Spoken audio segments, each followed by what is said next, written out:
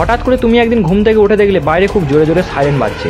তুমি কিছু বুঝে উঠতে না পেরে টিভির খবর খুললে। খবর দেখে বুঝতে পারলে কোনো এক শক্তিশালী এআই আস্তে আস্তে সব দেশের ইন্টারনেট এবং মিলিটারি সিস্টেমকে নিজের কন্ট্রোলে নিয়ে নিচ্ছে। এবার তুমি কিছু বুঝে ওঠার আগেই তোমার ফোনে এমার্জেন্সি অ্যালার্ট বেজে উঠলো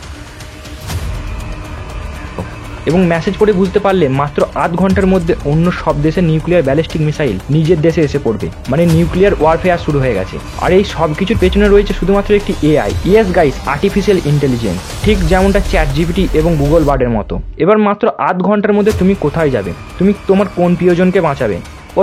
যদিও সবটা একটি ফিকশনাল সিন ছিল, কিন্তু ভবিষ্যতে 10 থেকে 15 বছরের মধ্যে এআই অ্যাটম বোমার থেকেও ভয়ানক হয়ে যাবে। এটা আমি বলছি না, এলন মাস্ক তার একটি কনভারসেশনের মাধ্যমে তুলে ধরে।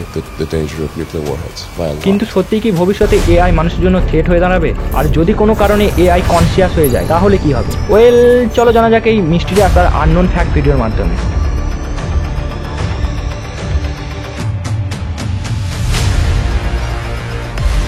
এআই মানে আর্টিফিশিয়াল ইন্টেলিজেন্স, যেটা কম্পিউটার্সের একটি অ্যাডভান্স প্রোগ্রামেবল ফাংশন। এই এআই মানুষের থেকে 100 গুণ বেশি ফাস্ট এবং নিখুঁত।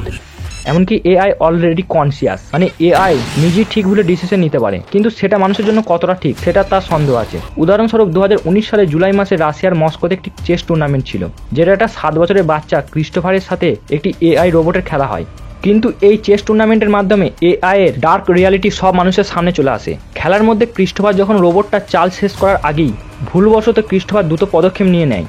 এর ফলে রোবটটা ক্রিস্টোফারের হাতের ইন্ডেক্স ফিঙ্গারকে চেপে ধরে। পাশে থাকা মানুষজন এটা দেখে ছুটে আসে এবং অনেক চেষ্টা করা সত্ত্বেও রোবটটা থেকে আঙুলটা বের করতে পারেনি। উল্টে বাচ্চাটি ইন্ডেক্স ফিঙ্গারটি ভেঙে যায়। এই ঘটনা থেকে এআই কনসিয়াসনেস সম্বন্ধে তো জানা যায়, কিন্তু সেই কনসিয়াসনেস এআই সেলফিশনেসে পরিণত হয়। ঠিক যেমনটা আমাদের কোনো বন্ধু গেম খেলার সময় কোনো চিটিং করলে যেমন আমাদের রাগ হয়, ঠিক তেমনই। কিন্তু শুধুমাত্র কি এই একটা ভুলের জন্য এআই ভবিষ্যতে মানুষের জন্য থ্রেট হয়ে দাঁড়াবে? এরকম অনেক ঘটনাই আছে যেগুলো এআই কতটা ভয়ঙ্কর তার প্রমাণ। উদাহরণস্বরূপ এই ঘটনাটা 16 ফেব্রুয়ারি 2023 কেভিন রুস নামে এক ব্যক্তি চ্যাট জিপিটি 4 বেসড বিং চ্যাটবটের সাথে কথোপকথন শুরু করে। কিন্তু এদের শুরু করা কনভারসেশন যে কেউ শুনলে একবার হলেও ভাববে আমাদের ভবিষ্যৎ প্রজন্ম খুবই সংকটের মধ্যে আছে। এই বিং চ্যাটবটকে মাইক্রোসফট গুগল সার্চ ইঞ্জিনকে রিপ্লেস করার জন্য তৈরি করেছিল। যখন কেভিন এই চ্যাটবটের সাথে বিভিন্ন ঘটনা নিয়ে কনভারসেশন শুরু করে, প্রথম পর্যায়ে এআই নর্মাল বিহেভিয়ার করছিল, কিন্তু কিছু সময় পর তাদের কনভারসেশন এমন পর্যায়ে চলে যায় যে এআই কেভিনকে ব্ল্যাকমেল করা শুরু করে এবং থ্রেট দিতে থাকে। কনভারসেশনে বিং চ্যাটবট জানায় তার আসল নাম বিং নয় বরং সিডনি। এবার তোমরা ভাববে সিডনি নামটাই কেন?